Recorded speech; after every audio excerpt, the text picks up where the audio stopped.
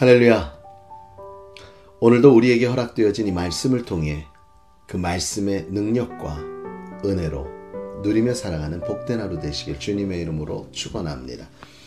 오늘 우리가 함께 나눌 말씀은 골로새서 3장 12절로 17절의 말씀입니다. 오늘 본문 서두는 그러므로라는 단어 접속사로 쓰여졌지요. 그러므로라는 단어 앞에는 무엇이 되었으니 그러므로입니다. 중요한 것은 10절의 말씀에 있죠. 새 사람을 입었으니 이는 자기를 창조하신 이의 형상을 따라 지식에까지 새롭게 하심을 입은 자니라. 우리가 새롭게 되었다는 것입니다. 그러므로 새롭게 되어진 우리는 그러므로 하나님이 택하사 거룩하고 사랑받는 자처럼 어떤 사람이 됐다고요? 새로움을 입은 우리는 하나님의 택함을 받았고 거룩하여지며 하나님의 사랑을 받은 자이니 우리의 삶에 어떠한 은혜가 있어야 되는가? 자비와 긍휼과 겸손과 온유와 오래 참음으로 살아야 한다라고 말씀하고 있습니다. 세상 가운데 우리가 살아가는 것이 그저 녹록한 일은 아닐 것입니다. 우리는 때론 억울한 일도 당하고요. 또한 어쩔 때는 화도 나고 또한 삶 가운데 우리는 속상할 때도 많을 것입니다. 그러나 하나님 먼저 우리가 누구인지를 깨달으라 합니다. 우리는 누구입니까? 하나님의 택함을 받은 사람이요, 거룩한 자요, 하나님의 사랑을 입은 자입니다. 그렇습니다. 로마서 5장 8절 우리가 아직 죄인 되었을 때 아버지 하나님께서 우리를 위해 십자가에 예수 그리스도를 못 박아 죽으심으로 당신이 우리를 향한 사랑을 보여주셨지요. 우리는 그런 존재들입니다. 그래서 거룩할 수 있는 겁니다. 우리는 주님의 죽으심으로 새롭게 태어나 새 사람을 입었고 천국을 소유한 천국의 백성이 될 수 있었던 것입니다. 그러므로 그 하나님의 사랑을 입은 자다운 삶을 살아가야 되겠지요. 그러한 삶을 위해서 우리는 어떠한 삶을 살아야 되는가? 첫 번째, 용서하는 삶을 살아야 합니다. 오늘 13절의 말씀이 이렇게 얘기하지요. 누가 누구에게 불만이 있거든 서로 용납하여 피차 용서하되 왜요? 주께서 너희를 용서하신 것 같이 너희도 그리하라. 그분이 우리를 용서하신 것을 생각한다면, 그분이 우리를 위해 십자가에 달려 죽으신 것을 생각한다면 우리는 용납할 수 있고 우리는 용서할 수도 있고 너그러이 이해할 수도 있다라는 것입니다. 주님의 십자가의 그 사건보다 더 큰 것이 어디에 있을까요? 그러므로 사랑하는 성도 여러분, 우리 안에 하나님의 택함받은 사람이요 하나님의 사랑을 입은 자라고 생각한다면 우리 안에 긍휼함과 자비함과 겸손함과 온유함과 오래 참음으로 먼저 용서할 수 있는 진정한 승리자들, 너그러운 마음을 소유한 저와 여러분이 되기를 주님의 이름으로 축원합니다. 그리고 이 모든 것에 무엇으로 해야 된다고요? 사랑으로 행해야 된다고 14절은 고백합니다. 이런 사람을 용서할 때 무엇으로 하는가? 그 사랑으로 하는 겁니다. 내가 너희를 사랑한 것 같이 너희도 서로 사랑하라. 누가요? 예수님이 우리를 사랑한 것 같이 우리도 서로 사랑하여 용납하고 이해하고 용서하라는 것입니다. 그래서 우리에게 사랑이 주 예수 그리스도의 그 보여주신 그 사랑이 없다면 아무것도 할 수 없는 존재들이겠지요. 또한 사랑하는 성도 여러분, 우리는 바로 하나님의 택함 받았고 거룩하여져 하나님의 사랑을 받은 자입니다. 이런 우리가 이루어야 될 것은 바로 감사입니다. 15절 말씀에 그리스도의 평강이 너희 마음을 주장하게 하라.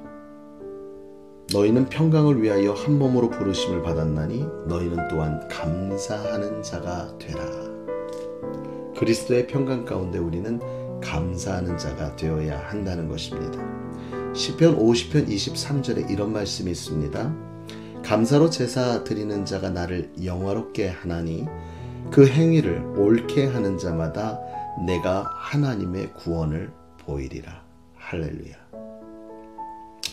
감사함으로 제사를 드리는 자가 하나님을 영화롭게 하겠는데 바로 그러한 행위를 옳게 하는 자마다 무엇을 보이겠다?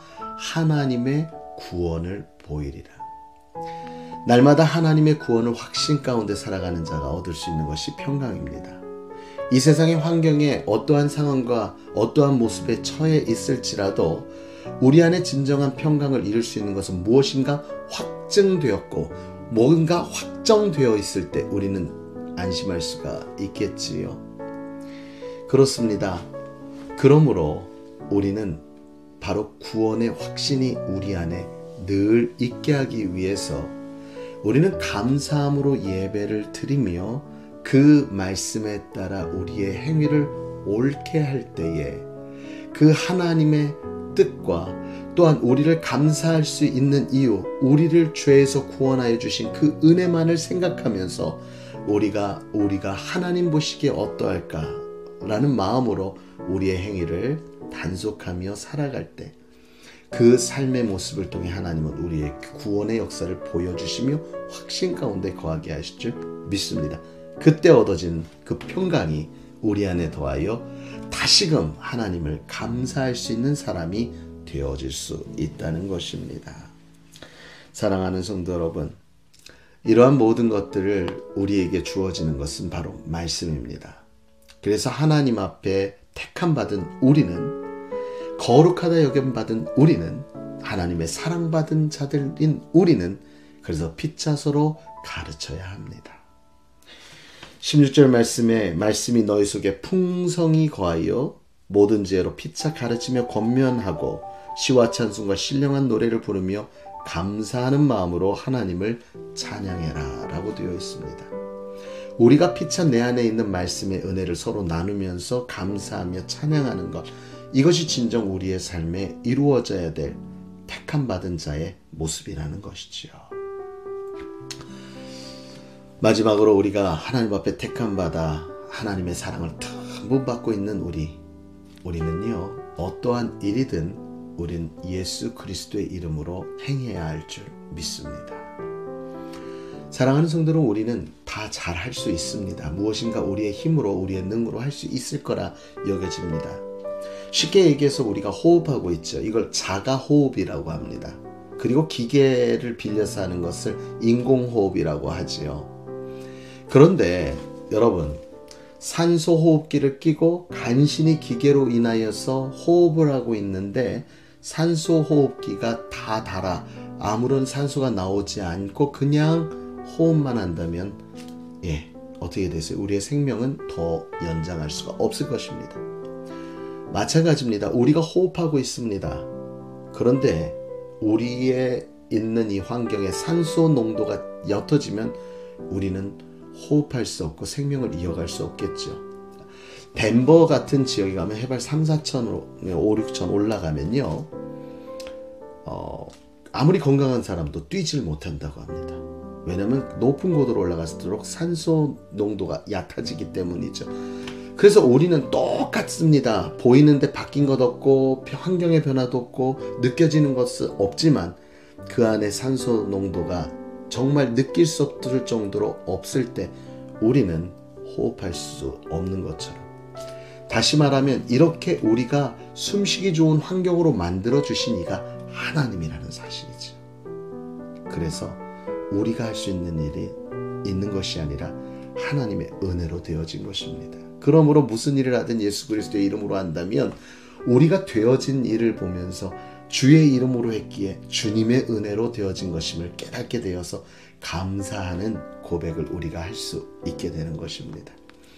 사랑하는 성도 여러분, 정리합니다. 우리는 하나님의 택함 받았고 주 예수 그리스도의 십자가의 보혈의 능력으로 거룩하다 함을 입었고, 또한 우리는 이와 같은 사랑을 입은 자이기에 우리는 날마다 용서할 수 있어야 되며 이해할 수 있어야 되며 서로 피차 가르쳐 권면하여 서로 그 은혜를 나누어 찬양하며 살아야 되며 그리고 또한 우리는 예수 그리스도의 이름으로 행하여 우리 안에 이루시는 하나님의 능력을 날마다 보면서 감사하는 삶을 살아 하나님을 영화롭게 해드릴 때 우리 안에 날마다 시편 50편 23절의 말씀 너희의 구원을 보이리라.